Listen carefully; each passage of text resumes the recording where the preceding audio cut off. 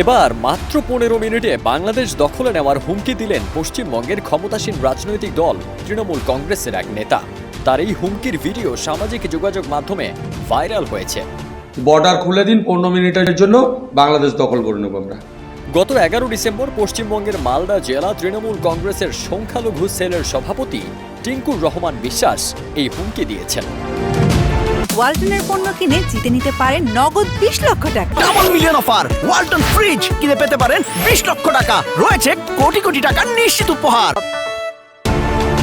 তৃণমূল কংগ্রেস নেতা বলেন, বিএনপি নেতা আমাদের রাজ্যের মুখ্যমন্ত্রীকে ব্যঙ্গ করেছেন।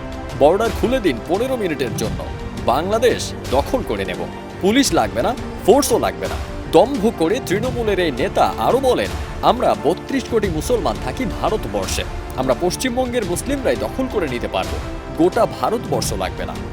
আমরা যারা সংখ্যালঘু মুসলিম আছি পশ্চিমবঙ্গে, আমাদেরই যথেষ্ট দখল করা বাংলাদেশ।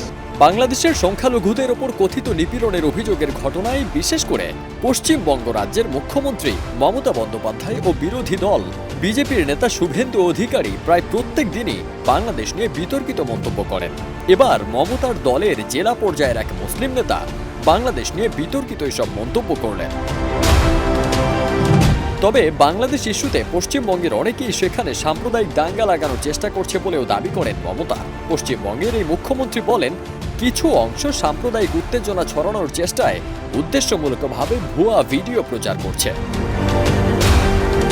ফারদিন সানি, দেশ রূপান্তর।